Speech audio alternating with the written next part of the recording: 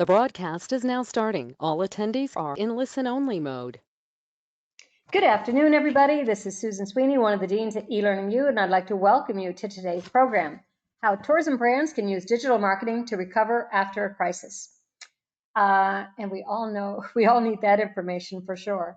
For anybody that's new on the call, we go for about 50 minutes of great content, and then we have about 10 minutes of Q&A, and we do our Q&A one of two ways. You can type your question in the question area as we go along, and I will read those questions out to our expert, Connor Galway, today. Alternatively, if you'd like to speak directly to Connor to get your question answered, just hold on to your question, and when we get into the Q&A time period, on your control panel, you'll see a little hand symbol. If you click on that, it lights up on my screen. Don't do it now. It lights up on my screen and lets me know that you want me to unmute you. So what I'll do is I'll give you a heads up. I'll call you by your first name. I will then unmute you. You'll be able to talk away to Connor. Everybody can hear the question. Everybody can hear the answer. And once your question's been answered to your satisfaction, I will then mute you again and we'll go on to the next question.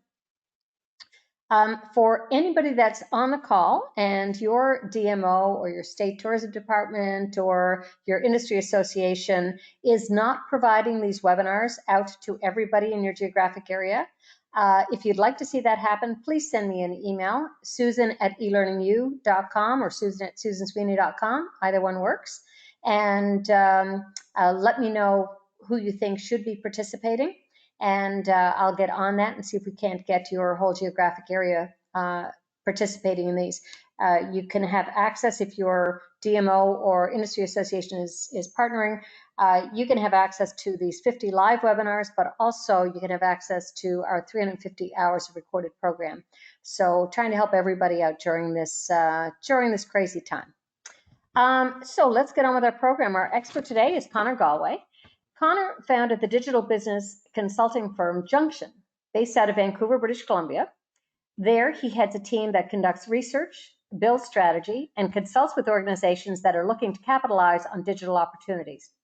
Connor is an advisor to travel businesses, leads training for Destination British Columbia, and publishes a weekly newsletter called The Brief that is read by executives at many top North American brands. Some of Connor's current clients include Lululemon. That's a Canadian brand, isn't it? It is. Yep. It's all over the U.S. too, but I know it's a Canadian brand. Travel Northern BC and Mexico's largest resort group, Grupo Vedanta. Connor, we're so happy to have you with us today, and really looking forward to your program. Well, thanks so much for having me, Susan. I appreciate it. And I just wanted to say, I think it's so cool, this community that exists here at the eLearningU. I am just such a fan because I think that as an industry, tourism, we have a huge opportunity to come together and like collaborate, create things together. Like there are very few other industries that we can think of that have, so many great examples of collaborative campaigns, of even DMOs that exist to support everybody. So I think having spaces like this where we can even cross borders and share learnings and share what's worked for each other is phenomenal. So thank you for having me. I'm excited to be here. So I want to start off by acknowledging that I am on the traditional unceded land of the Tsleil-Waututh, the Squamish, and the Musqueam people. That is in Vancouver, British Columbia. I'm looking out my window right now at the Burrard Inlet. I got mountains in the background, ocean in the foreground. It's a nice day here in Vancouver, and so wherever you're coming from, I'm excited to share all this information with you today. So what I'm going to talk to you about today is a little bit about, like how things have changed. Like what are all the things that are going on in the industry, and how can we adapt? And I'll tell you a little bit about how we've approached this and hope to give you some very specific takeaways regardless of where your region is. Because what I acknowledge too is that, there are those of us who are, right now we're in planning mode, where our doors aren't open, we're not actively marketing, and we're wondering how we can best support our destinations. And there are those of us who are in full doors open. We're running and just trying to keep up with demand. And there are some lessons that we can learn in sort of the post-crisis mode. And what I can share with you from here and what we've experienced, and with, I'd say probably a third or so of our business is here in our home province, British Columbia, where we've gone through a very quick but intense period of crisis, and we're now in what we're calling phase 3. Phase 3 being we're allowed to travel around our own province. We're allowed to travel for pleasure. We're not allowed to travel intra-province, and we're not allowed to, of course, travel across the United States border. But we are open to tourism business. So we've shifted quite a bit in the way that our businesses are marketing. We're marketing locally. We're marketing to people within the drive market. And so what I can share is the perspective of what we're doing here, but also what I'm seeing with our clients on the East Coast, in Mexico, and just generally in a macro sense, what's happening in the industry. So this is who we are. I'll start off with just by giving you a little bit of context in the work that we do. We've been around for about a decade. We are a digital consulting shop, meaning that we believe in this concept of digital from the inside out. The problem that we set out to solve was that we saw that the digital industry had matured. We had previously been a creative agency. We were running campaigns and buying ads and building websites. And the problem we saw was this very fractured landscape where DMOs, brands, private businesses, even like large public companies had this series of agencies. Maybe they had a contractor, they had one full-time person maybe. And the guest experience was that you would have very different experiences with the different touch points. You might have a Twitter engagement with a brand that was phenomenal and funny, and then you move over to their website and the copy would be quite a bit different. And then you go to the retail or the live experience and you would have a third experience. And the need that we saw, or like the opportunity that we saw for the industry, was that like inevitably digital is going to be such an important part of our organizations. It's going to be a foundational part of how we think about our business. What are we doing sitting here trying to get companies to outsource all of their campaigns and creative and work? So don't get me wrong, I love good agencies. I help our clients to hire great agencies all the time, but we believe that the first step is building that capacity for digital from the inside out, making digital a core part of our strategy to accomplish real organizational goals. And then we can be much better clients, much better at writing briefs, and much better at interpreting reports when they come in and knowing exactly where we're going and how we're getting there. So that's a little bit about who we are and why we exist. We do a lot of research. We do a lot of strategies. Typically our clients are either, they come to us because they're like, we're doing things pretty well and we want to know how we can take it to the next level. Or we have a very specific campaign that's coming up over the next little while, and we want to make sure that we're making the best possible use of our ad budget or social content.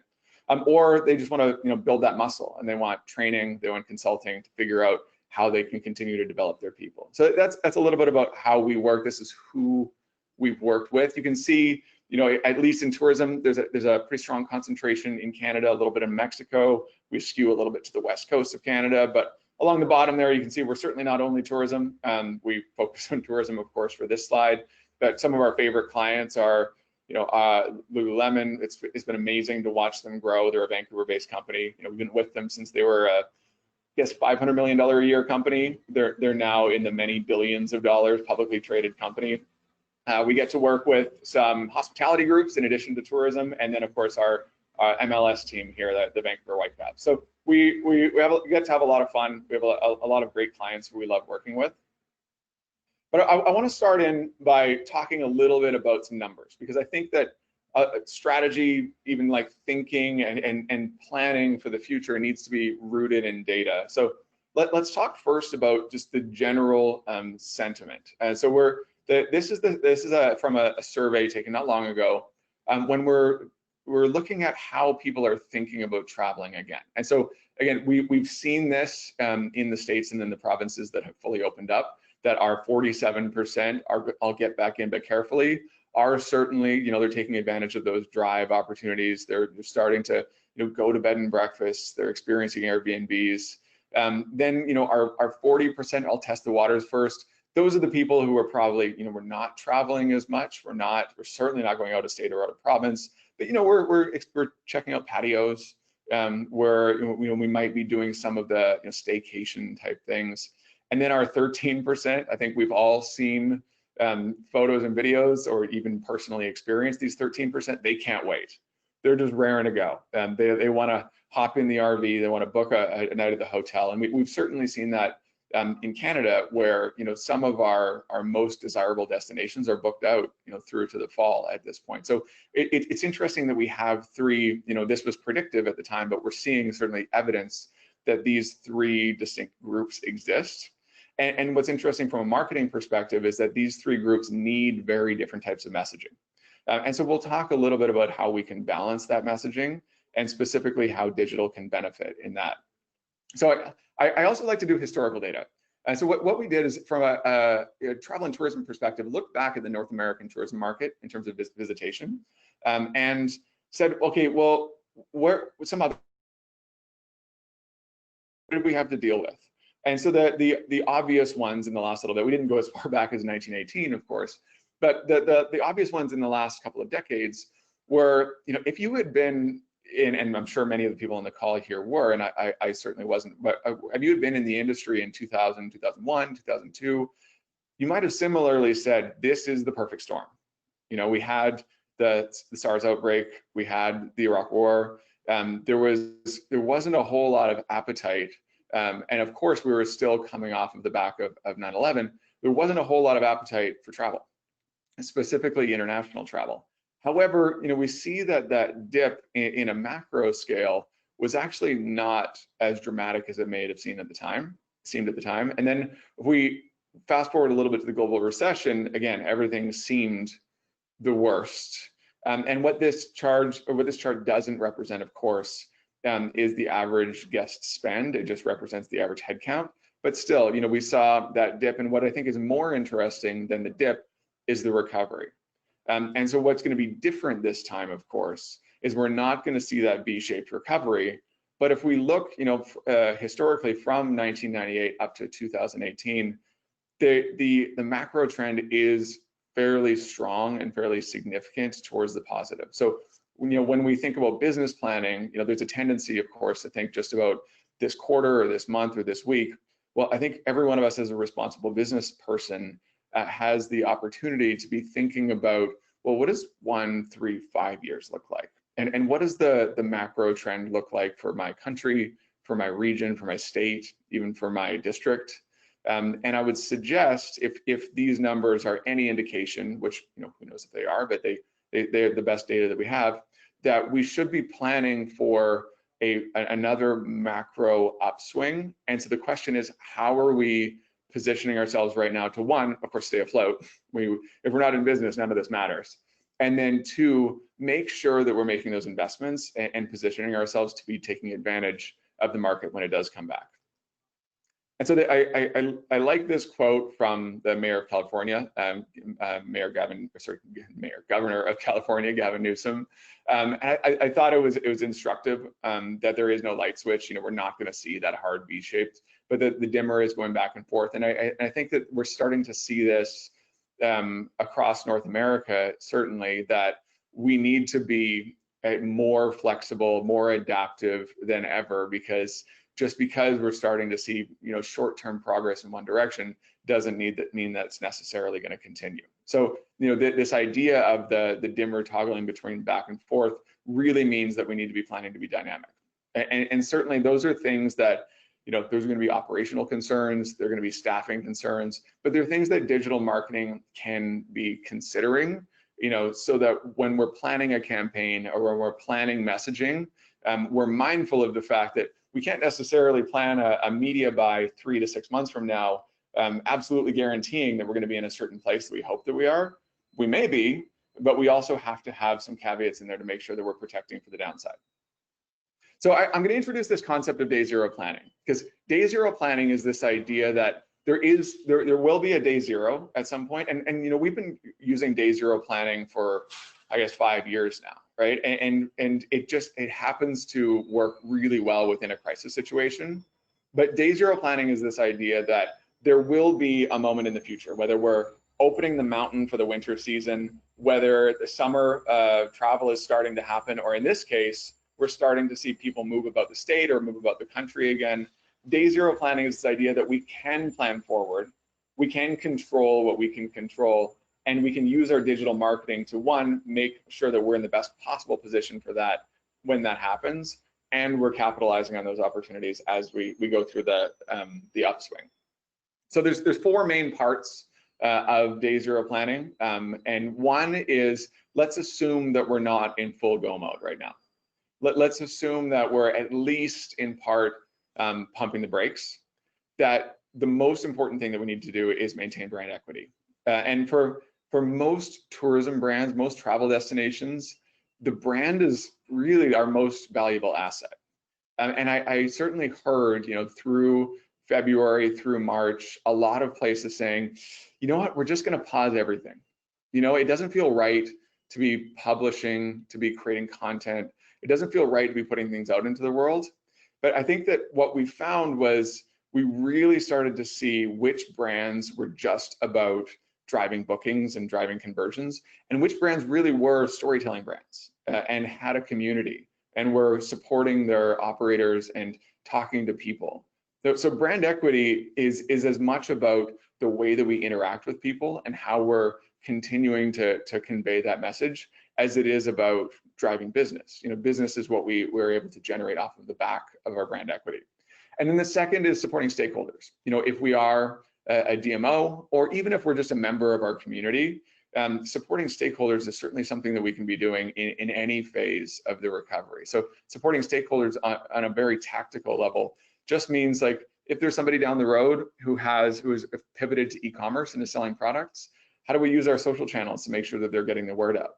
If somebody's hosting a virtual event and maybe is paid, maybe they're charging people $9 for a live wine tasting on Zoom, can we use our email lists to support those stakeholders? So as I mentioned off the top, there's just such an opportunity for us to come together as communities and as regions to support each other. And then especially right now, when we make investments in community, I think that those are going to see some outsized returns. And what I mean by that is there are not a whole lot of brands who, in the markets where we're not moving about, there's not a whole lot of brands making really significant investments in their community. There's brands making big social statements. There's brands shining a light on how great they are.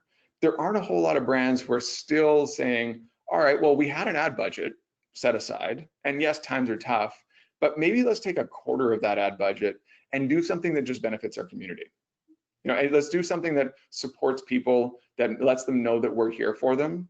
Because, if you think about it, if we just think about the concept of brand equity, there has never been a greater time to really show who we are and what we stand for. Because who we are and what we stand for, it will always be seen with a bit of a skeptical lens when there's a call to action at the end. But for those of us who don't have that call to action right now, we are literally walking and talking and living and breathing all of the things that we say in our brand mission statements, that we claim that our businesses are about. When we say we're not just about revenue, we're not just about driving visitation, we also exist to blank. Now's the time to put our money where our mouth is. And then finally, prepare for recovery. Day zero planning is all about putting the pieces in place, because as those of us who have been through a recovery have seen, and I can certainly see this going on in our market right now, when our health professionals start telling us that it's time to crack the doors open a little bit, people start scrambling. The hotels, the tour companies, anybody who's now starting to reattract visitors who had been in, let's turtle in the corner mode, they're now going, oh shoot, I need to put together a package. I need to figure out how I'm going to market to people. And the brands who had built a plan, who had invested in community, who had been supporting their stakeholders and maintained their brand equity all along, they're just opening the doors and saying, welcome. All of you who we love and who have been communicating with all along, we would love to see you again. So come on back in. So preparing for recovery is about understanding that there is an inevitability in this. We need to make sure that we're safe and secure. We need to make sure that our businesses are taken care of. But and I like to say this is like one of two things is going to happen here. Either our businesses survive and then we thrive, or we don't, right? And so I would rather plan for scenario one than sit around and worry about scenario two. So preparing for recovery is about understanding the inevitability of the recovery, whether it's 1% at a time or it happens to be a bit more of a flood like we've seen in some markets. So let's talk a little bit about brand equity here for a second, because this is a concept that I'm fascinated in as it relates to tourism. And as I mentioned before, I have the privilege to work in a variety of industries, tourism being one of my favorites, where I spend a lot of my time thinking. But tourism is unique in the way that its customer journey is constructed, where most other, or maybe almost every other industry, the customer journey kind of looks like a funnel. And if you've been to business school or been in business for a little while, you're familiar with this, that it goes from awareness to engagement to conversion to loyalty. Tourism looks a little bit more like this. Tourism looks a little bit more like, there's never a time when I'm personally not a traveler. When you think about this, the last time you took a trip, and it may have been a while ago for some of us, so you have to use your imagination. The last time you took a trip and then packed your bags, checked out of the hotel or the Airbnb, got back on the plane in the car, what was the first thing that you did? I bet if you're like me, the first thing that you did is started planning your next trip. And so it's not that our need is satiated when we get down to that conversion point. It's actually that we're always in the customer journey. So how does that relate to digital marketing? That means that we always have an opportunity to be creating content, to be engaging with people, even using search advertising, social advertising, all of the tools that exist, email, to be engaging with people. So I'll suggest that for each one of us, there is a different phase going on right now in our market. For some of us, we can only talk to people in the dream phase. And that doesn't mean that there isn't an opportunity for us to be marketers. For those of us who are communicating to people who are only able to dream of their next trip, their next vacation, then our opportunity is to show up with beautiful content, to inspire, even to engage them, to get them to sign up for email lists, to use all the digital marketing tactics that don't involve putting down a credit card. And then people who are in the planning phase are starting to think, okay, well, I'm going to venture out of the house soon. That's when we can start pre-selling, we can start pre-booking, we can start capturing intent. We can use those email lists that we've built up a little bit and start to actually get those people to take an action. And of course, in the dream and the planning phase too, there's opportunity for us to be innovative, to provide virtual experiences, to use live tools just like the one that we're on right now to give people a taste, even generate some revenue, or sell the things that we do so well online using things like Shopify and Etsy and that sort of thing. Then when somebody's in the booking phase, doors have opened and people are ready to book, they're ready to buy. That's when we use all of the equity, all of the awareness, all the community that we built up to start driving those conversions. Because as we know and as we've seen, when we're in a recovery phase, when we are starting to open the doors again, people aren't searching for new things to do. They're not saying, I wonder if we could try something that I've never even thought of before. They can't wait to go back to the places that they've been dreaming and planning to go to. So if we get to the booking phase and we haven't done any of that, enabling people to dream or equipping people to plan, it's too late. They already know where they want to go. And then in visitation, visitation right now is a lot, okay, so we're welcoming people back. We need people to know that they're safe, they're secure, they're taken care of, but they're also having a great time. So visitation, of course, is a little bit different, and this is a bigger conversation about how we make sure that we're maintaining social distancing, we're making people safe and clean and healthy. But as it relates to digital, a lot of those people, those people who weren't in that 13%, I can't wait to go out, a lot of those people, they need to see that the people who are visiting are being taken care of. So digital marketing can support that by encouraging user-generated content, by telling the story of what's going on, by enhancing the visitor experience, by having those people follow itineraries or do the things that we know are open and safe. Because it's the other thing, not everything is going to be open. So they're going to need our help to create a great and memorable experience. And then finally, I talk about a lot about what I think is the biggest missed opportunity in tourism. And this is the moment that somebody they're checking out, they're getting home, they're leaving. There's so many of us do with that, right? That we know that somebody has just done all of the things that we hoped and dreamed that they would do. They came and they visited, they experienced, they ate, they drank, they did all of the things. And in that moment, what do we do with that moment? We send them a form receipt. We send them an auto-generated email from our booking engine that says, "Thank you, valued guest. Here's your receipt." Now, I'm going to suggest that there are brands that are doing this share moment very well, but we don't have to do anything bananas, right? We don't have to reinvent our business, but we do need to do all of the amazing things that we did up front that we know how to do to attract people, to welcome them, to make them feel valued. In that moment, they can't wait to tell their friends. In that moment, they want to book again. In that moment, they want to share on social media or write a review on TripAdvisor. And we have the opportunity in that moment to have them do any one of those things, but that's the key, any one of those things. So what we need to do is treat them with the same respect that we did all journey and equip them with the tools they need. Maybe it's an Instagram photo that we want them to post. Maybe it's the information. Maybe we want them to post a Google review instead of a TripAdvisor review. So there's opportunity for us right now to be thinking about that share moment, whether we're open. If we're open, heck yeah, we should be thinking about that share moment because we really need people telling their friends, it's great there, it's safe, they take care of you. But if we're closed, well, now is a great time to be thinking about these visitation and these share moments and thinking, how do we enhance that? How do we make sure that we have everything in place to be creating these excellent experiences that enable people to tell their friends about it? And then sure enough, they're back into the dream phase. So I wanted to share that just so we can be imagining each one of us in a different phase of our marketing journey about how we can be enhancing the customer journey for people, whether they're just dreaming or whether they're currently at our property downstairs. Okay, so a couple of thought starters for what we can be doing at any one of those phases. So I talked about this concept of brand equity.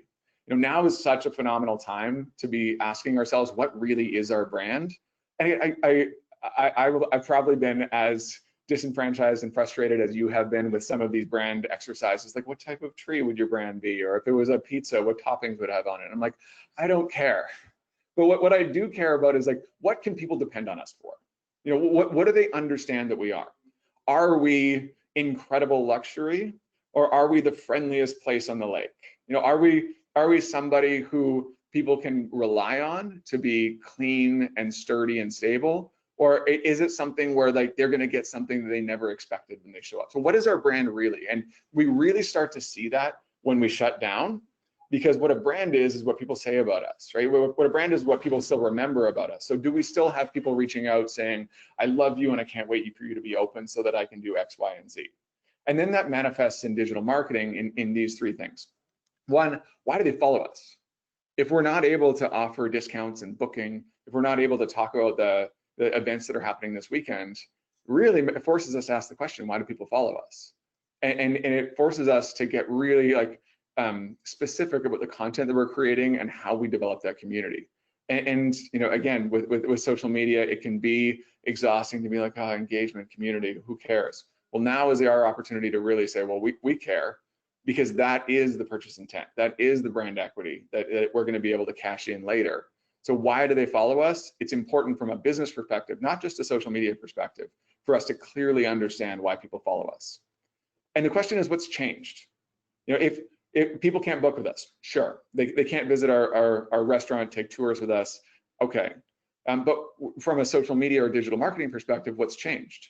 Because for a lot of us, we know that we're not driving bookings normally this weekend or next week or even the next month. We know that the average purchase cycle from the person dreaming all the way to visiting might be 3 months, it might be a year. So what's changed? Is it just that we need to tighten our belts? If so, absolutely. Let's do everything we can with 25% of the budget. But let's make sure that we're absolutely making the most of that budget. Or, is it that we have nothing to post anymore because we're not driving any deals and sales and events? Then I think there's an opportunity to be looking again at our relationship with social media, our relationship with our community, and thinking about our brand equity, because it's the most valuable thing that we have. And then finally, what value can we offer right now? Is it just supporting and promoting our neighbors or our partners? Or maybe it's that we can provide virtual experiences, or maybe we're actually starting to open up. So the value that we can offer would be educating people about the right ways to travel. It could be letting people know what to expect when they visit our destinations. So the value is going to be different for every one of us, but what our brand is, why they follow us, and what's changed are important questions that we all need to be asking. And so I've been thinking about this constantly, as when I look at all kinds of different industries, how the brands that are thriving are the ones that have invested in community, that actually are the things that they say that they are, and the ones that are maybe having a tougher time and seeing sales drop and seeing and this is specifically in the retail market, seeing people, delay purchases. Those are the ones that maybe they didn't really have a brand in the first place. Maybe they were just a low-cost provider, or they were just convenient. And so I'll share a couple of ideas and opportunities of just specific things that we can be doing. And this is, the ideas and opportunities are things that I've seen specifically used through, the phase 1 to phase 2, now up into phase 3 in different markets. One, of course, is using Instagram TV. Whether it's bird watching or cooking, a nature walk or fishing lessons, there's a lot of knowledge and information that we have. So doing a little bit of an inventory, being like, do we have a hilarious tour guide? Do we have somebody who loves their community and everybody loves them? That's why they come to our property. Can we put that online somehow? Even if we are open, there's no reason that we need to stop doing virtual experiences. And then if we are open, it's really important that we talk about, cleaning precautions. And what's interesting is that you're like, well, yeah, we were always super clean. We always took great care of our guests, but it went from being sort of table stakes. Cleaning went from being this thing that happened in the background that nobody wanted to talk about. Now it's a feature. Now, if you really have cutting edge, industry leading sanitation services, if you have rock star cleaning people, tell their stories. The story about the building manager who goes above and beyond and makes sure that every corner is taken care of, that's something that people want to hear about in social media. A year ago, maybe not. A year ago, you'd be like, why are you showing me this person who's cleaning in the corners? Now, that's actually a feature. That's something that people want to hear about. So showing how we can take precautions is absolutely something that we can be talking about in social media. We probably all have a Dropbox of content somewhere of our staff, of our guest interactions, of our parties or events.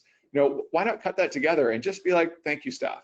Just very publicly and openly thank the people who have gotten our business here, because inevitably what we're going to see is we're going to need those people to support us. We're going to need our suppliers, our staff, our best customers. Those are going to be the people who are going to help us in the next phase. And so using our digital marketing, not just to attract guests and to ring the register, but to also let our community and our people know that they're appreciated, just makes good business sense. And then finally, and I've seen this specifically in this mountain resort that I work with called Revelstoke, that all they really did, and they're clever, community-minded people. All they really did is they went to their community and they were like, "We miss you. We can't wait to see you on the mountain and in the village again. Let's just relive Revi." So they created a hashtag Relive Revi, and they had people submit. They've had thousands of people post funny stories, post images, post little video clips, and they just tie those together and share them. It's a very simple gesture, but it lets people know that they care. And now that they're opening back up again, they're continuing to do it, because why not? Because people love telling stories of Revelstoke. So these are just a few ideas and opportunities to say we're not handcuffed. We don't have to just sit in our hands and wait for things to open up. There's a lot that we can be doing right now. I'll just go ahead and skip that for a second in the interest of time. If you're interested, check out Destination BC's their Instagram account. They've put together a phenomenal series of videos and content.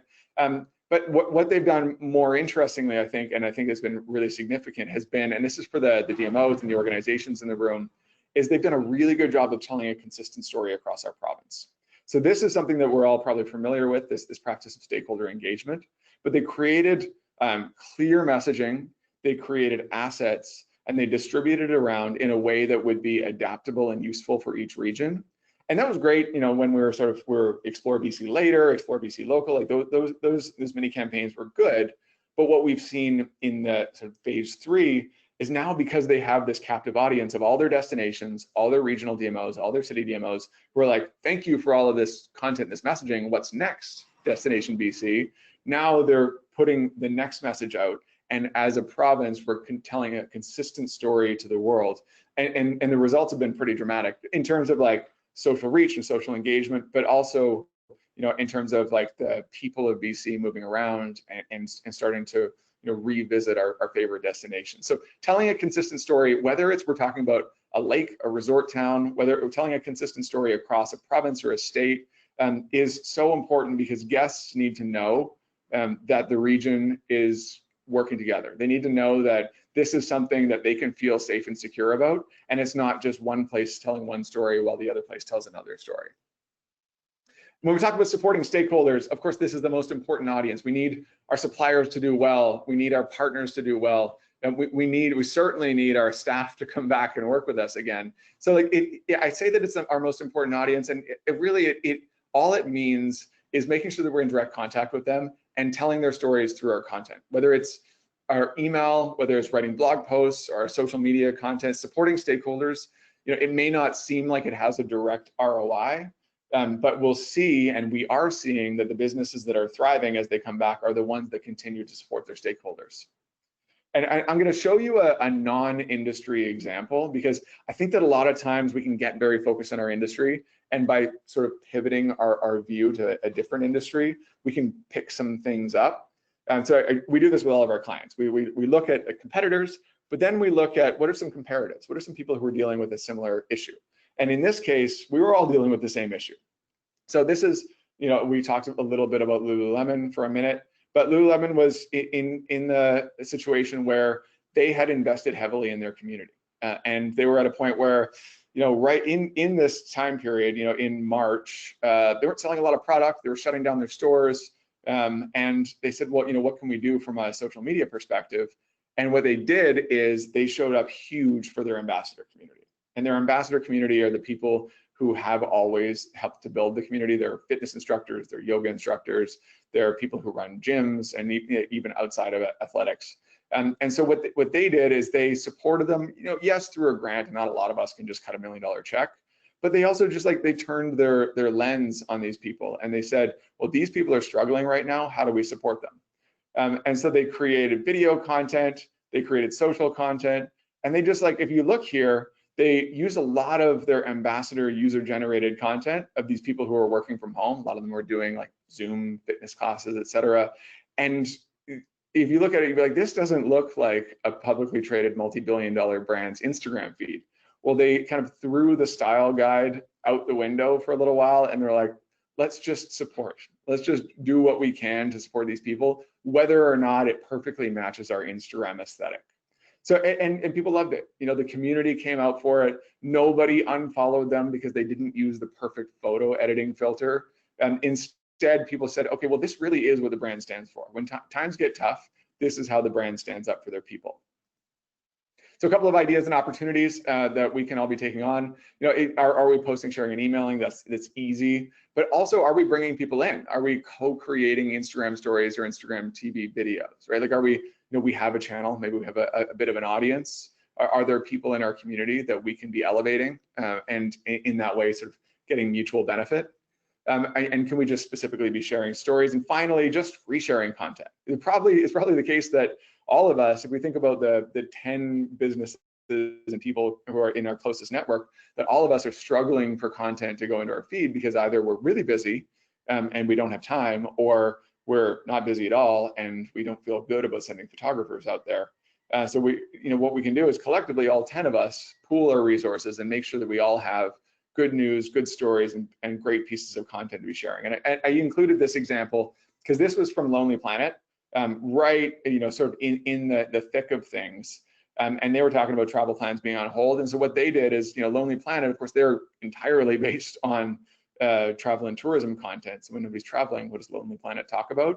They talked about these really cool little creative community gardens. They told local stories. They talked about, stories of people doing things that normally wouldn't have elevated to the level of Lonely Planet Instagram status, but they were these quirky little fun things that they could talk about. And I thought that it was a great example of us thinking about the stories that we might not necessarily put on our Facebook, on our Instagram, in our email, that we can do, in a time when we're thinking about different types of content. So a couple of ideas and opportunities as it relates to community, as it relates to sort of stakeholders and relationships in general. And one of the things I want to call out, and we've seen this, very specifically, is that press, they're dealing with all of the same things that we're dealing with. They're working from home, they have kids, they're overworked, they have deadlines to hit, but they're dealing with a lot of press releases from people who are really just trying to push their message up to the top of the newspaper, top of the website. When we go to them right now, when we leverage connections we made in the past, or even reach out to new people with stories that are ready to go, that have well-shot photography, videography, and that are well written, it's incredible the response that we're getting. And because people are very hungry for good content, and they need it right now. So, you know, pitches that otherwise might have seemed out of reach, if we have a good news story to tell, those are the type of things that are getting written about right now. So including high quality content is going to get us a disproportionate amount of uptake. And then finally, investing in community. And so this is something that I mentioned earlier, but community is hard to build and easy to lose. You know, those of us who have effectively built a community, and by the way, I don't mean followers on Instagram. I mean like the people who actually will show up for us. You know, when bad things happen, they come and they help us out. When good things happen, we invite them to the party. You know, it is our tourism brand's most valuable asset. But the thing is, at the end of it, if people are members of different communities, they have different allegiances. If we haven't maintained that connection, other people are going to be reaching out, and it'll be easy for them to remember the people who were there for them in the hard times, and not remember the people the communities that they were a part of and the brands that they loved before all of this happened. So make sure that you're investing in community, not just because we want to keep our friends, not just because it feels good, because it makes good business sense. And so the questions that we can ask of ourselves as it relates to community are just these three things. What do they depend on us for? Is it inspiration? Is it specific lessons about how to tie a fly? Are you a fly fishing tour company? Where to go and what to do? Or just a bit of like fun and levity? And how can you deliver that to them? So this should really spark some thinking, spark some creativity, and think, okay, well, yes, there are a bunch of things we can't do, you know, and maybe we're inviting some guests back, but not everybody. There's a bunch of things we can't do, but what can we do? And we're at a time when we have an incredible amount of tools and networks and opportunity to be communicating with people. And then the other things, we can turn the table and say, all right, well, we have this community, and yes, I need to be investing in them. And yes, I need to be maintaining these relationships, but I'm also a member of the community. How can they help me out? You know, do we have something specific? If we're recovering, something specific we want people to book?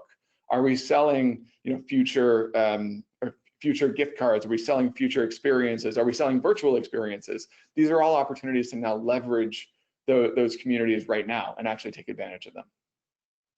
And so one of the things is, if we tie together social content, if we tie together PR and tie together the opportunity to invest in a community, if we're not selling something right now, well, there's a huge opportunity to be supporting a charity, a GoFundMe, you know, and not just posting something on our feed, which is fine, but getting involved in a meaningful way. Another way is, you know, as I mentioned, Revelstoke, we could have a gallery of user-generated content. We can host a photo contest from people who have visited us in the past.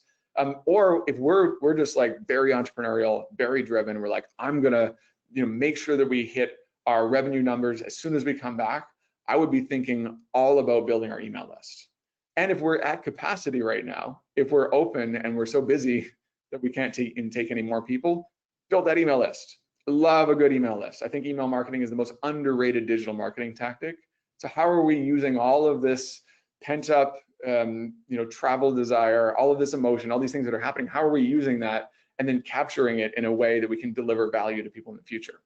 And then, of course, and I say this in a very sort of measured, cautious way, we should be pre-selling future services and experiences. And the reason why I say that I'm measured when I talk about pre-selling future services and experiences, and I'm sure many people have been through this so far, but the challenge with pre-selling future experiences is that when the recovery happens, what we've seen here in Canada and in British Columbia is that when the doors start to open up, the most valuable thing that we have is our capacity. Because when we open back up in general as a market, we weren't discounting. If anything, we were turning people away, right? And the businesses who had sold a ton of gift cards or pre-sold a lot of appointments at a discount, which is how you have to sell gift cards, at a discount, well, they were then going, okay, yeah, we have all these people in our business, but we're not actually generating any revenue, right? So I would say, if we need that hit of cash right now, of course, that is a way that we can do that. But be cautious, you know, maybe be creative and think about, can we do virtual experiences? Can we sell products online? Are there things that we can do? Because the most valuable thing when we think broadly about a crisis, the most valuable thing that we have is our limited capacity during the recovery. That has outsized value to us when we start to open the doors. And when we leverage that at the bottom of the crisis, we're really hamstringing ourselves in the recovery. So pre-sell for future experiences, absolutely. If you have unlimited capacity, if you are a brand that where you're not worried about being booked out, or if you can do it in a way that doesn't hurt your ability to support your community when you're coming back, absolutely do it. But don't hamstring yourself in the recovery. So I'm going to give a couple of ideas, a couple of examples of brands that I think that have done a particularly good job. And this is a Canadian brand that I'm going to start with, but they've made their way into the States. So if you're in Colorado, if you're in certain parts of Florida, in Washington, you may have bumped into Earls. Certainly, if you're in Ontario or any part of Canada, I'm sure that you've seen Earls. I grew up with them. I grew up just down the street from their first location in North Vancouver, BC. And so what was interesting about Earls is they kind of embodied a lot of these things. And full disclosure, I didn't talk to them about this. I didn't advise them on this, but when I look at all the things that they did, I think they hit on all of these different touch points, and they're thriving now. Their patios are packed. They're doing a phenomenal job. And so they did a few different things. One, right out of the gates, they invested in their brand.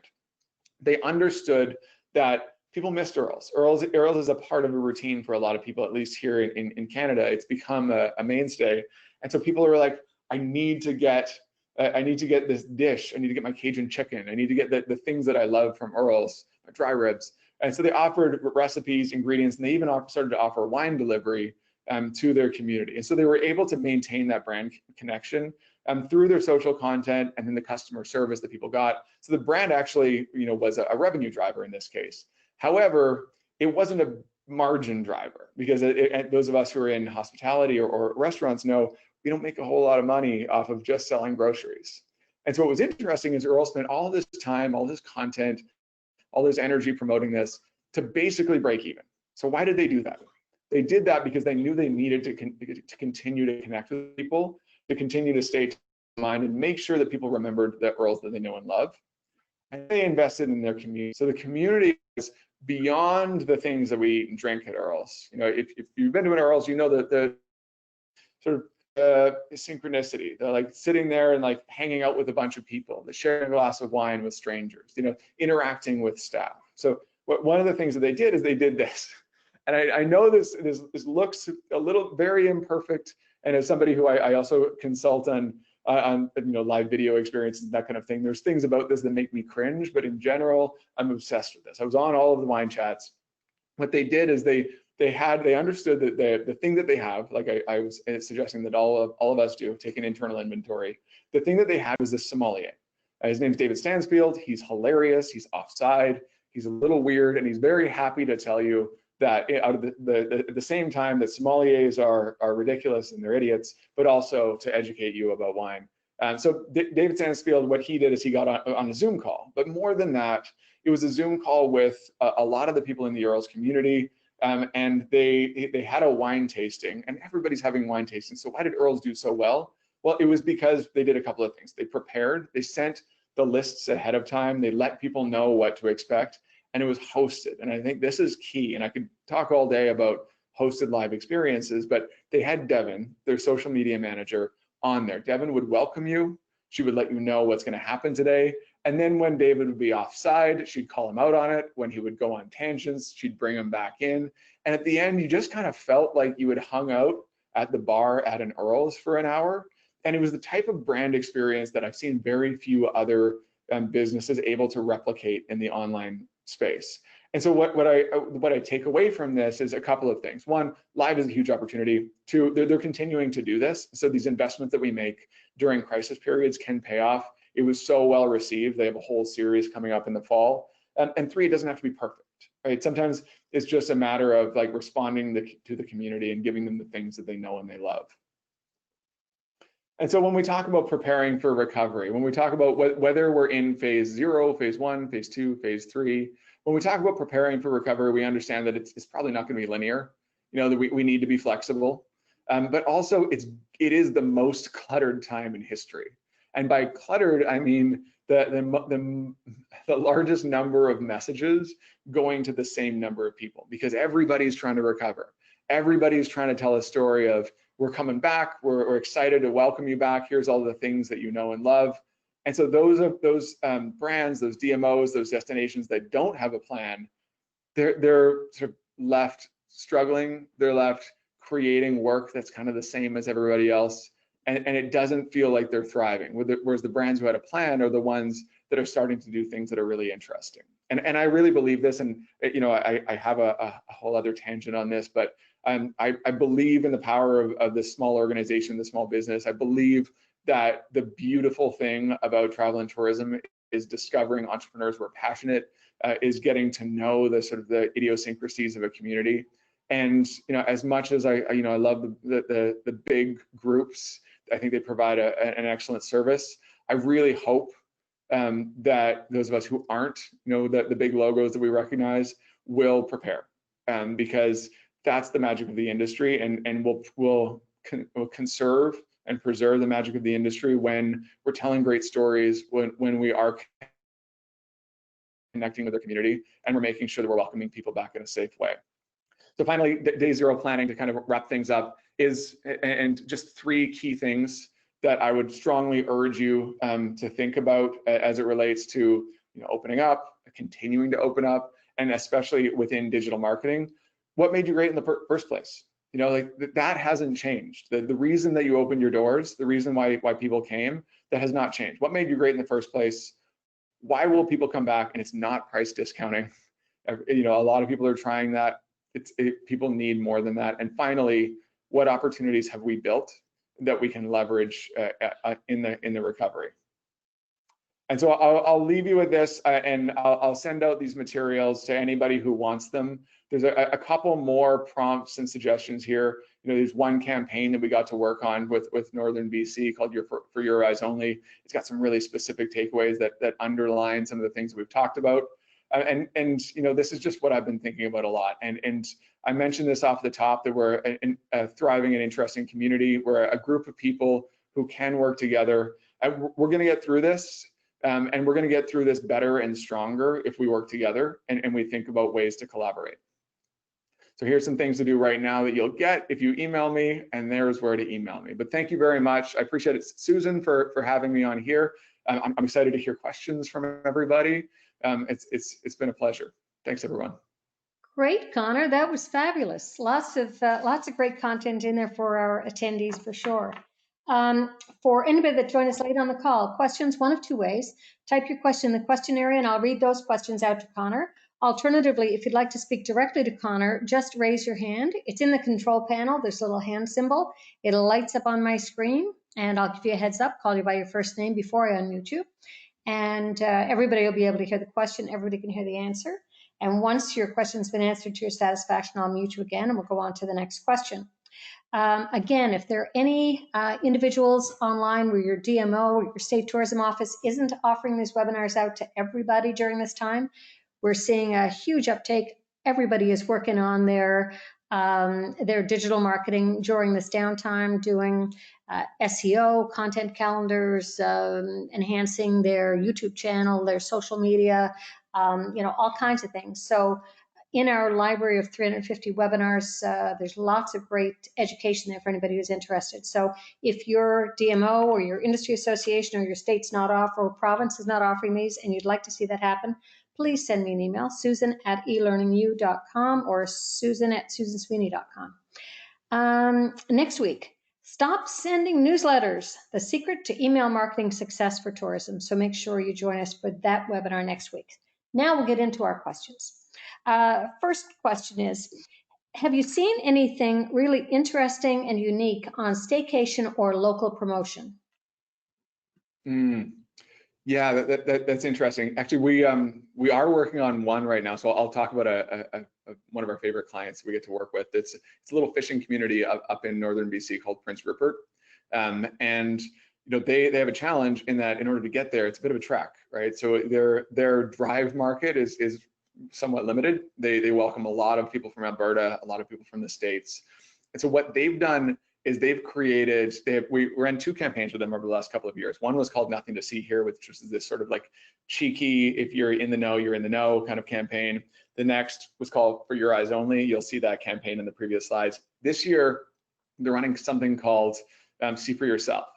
And this idea is they put together a landing page, which I think is quite clever, and I didn't come up with it, when someone else here in the office did, which is it's just like it's education for people who live in the area that gives them the same sort of, I guess, production value and respect that we would typically give to a traveler, but it opens up their backyard in a way that they might not have considered before. And it's very specific things that they might do, and it packages everything together. So this plus this and that plus that. So it might be fishing and a beer.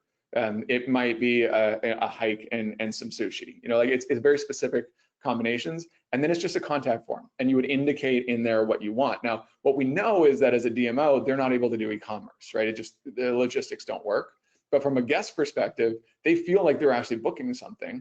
And then in exchange, all they get is a confirmation email with a promo code on it. They show up and everything is taken care of for them, right? All the discounts, all the reservations and things like that. So effectively what they've done is all the things that we all know and love about doing, you know, destination marketing, and they've just turned that focus on locals and created what feels like an e-commerce experience, but because it's locals and because it's very specific bookings, it's really easy for them to manage it. Cool. I love that. Nothing to see here. Yeah, that was a fun one.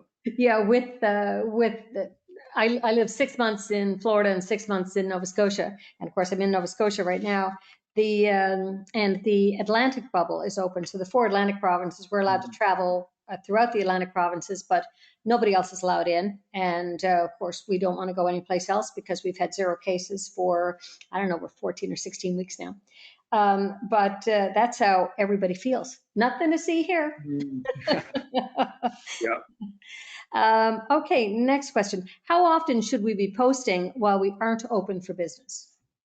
I mean, honestly, as much as you can. And you know, I know that sounds like an easy answer, an obvious answer, but you know, if you were posting 5 times a week before all of this, there's no reason why we shouldn't be posting 5 times a week now. So rather than thinking about posting frequency, I would go through all of the things that we talked about today. Are we supporting our stakeholders? Are we investing in our community?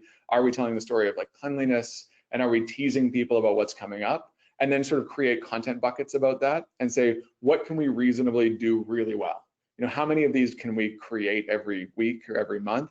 And like, you know, if I was going to give you an easy answer, I would say at least a couple of times a week, you know, to make sure that people are still seeing us, we're on top of the algorithm and that sort of thing. But as much as we possibly can to satisfy all of the things that we just talked about. Okay, great. There's a question here about a copy of a presentation. Connor's already told you he'll send you a PDF of the presentation, and I think there was something else in there. The email address is right on your screen, CONNER at we. Yeah, ER, that's very important. Thank you. CONNER at wearejunction.com.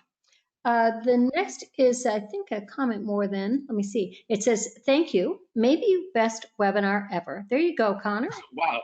Thank you very much. I appreciate that. Not a DMO here, a resort destination hotel.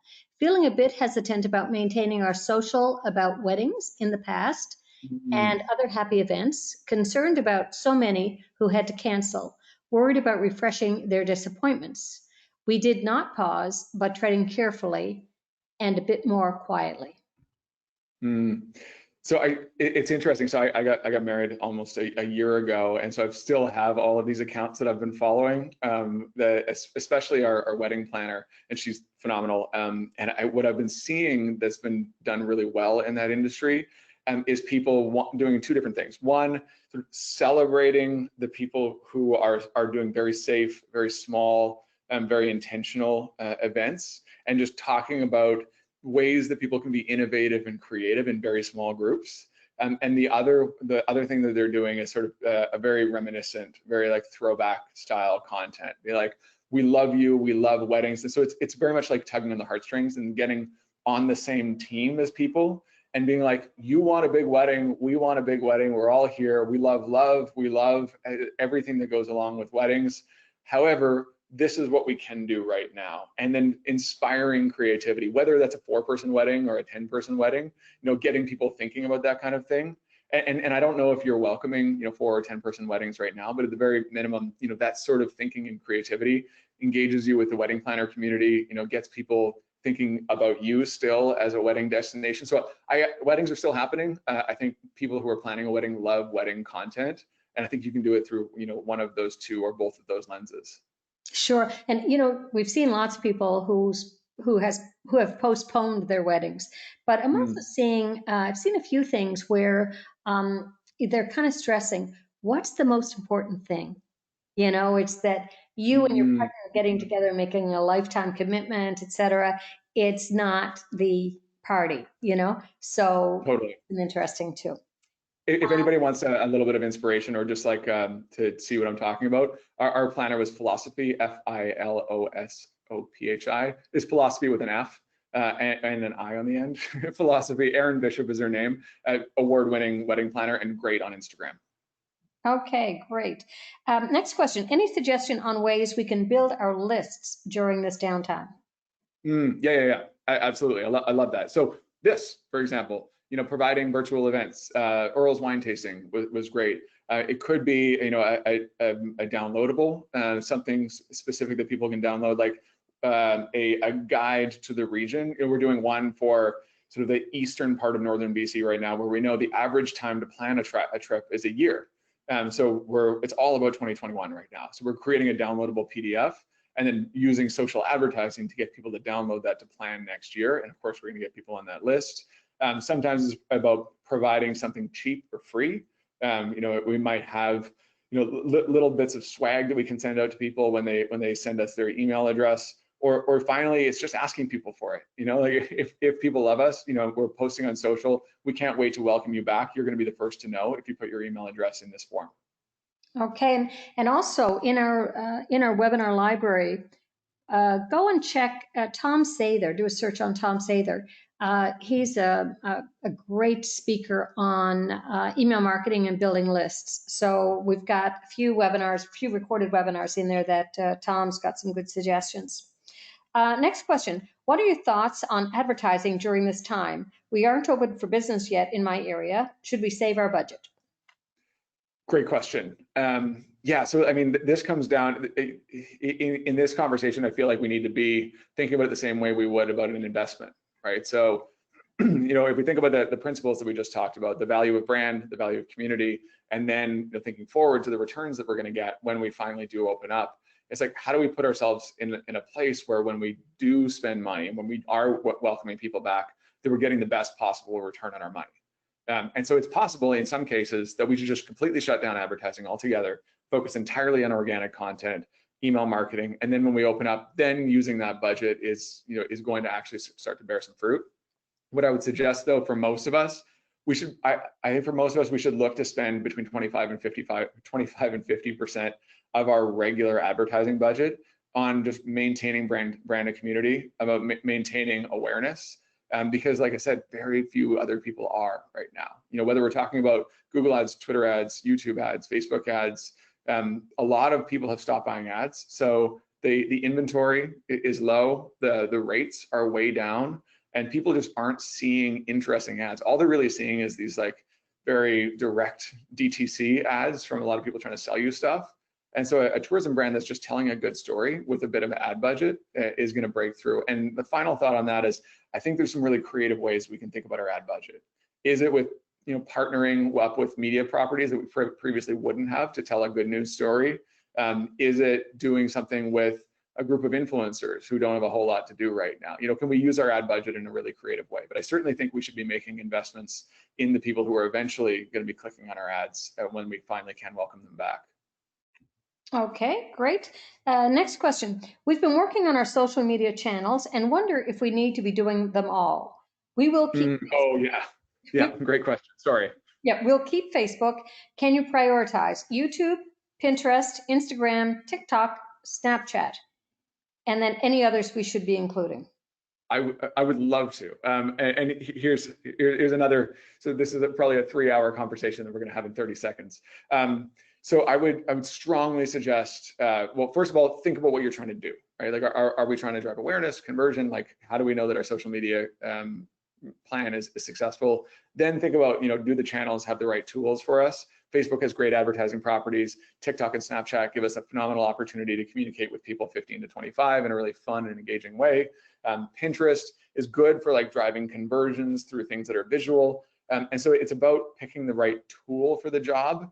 And then once we've done that, I would get very clear on what our primary and our secondary channels are, and what those are for. And then anything else that we're doing is because we have the excess capacity to do it, and they support those primary and secondary channels. So if we look at almost every one of the best brands, let's look at ridiculous examples, whether it's, Glossier with her blog and her Instagram, and now she has a bunch of other channels that support that.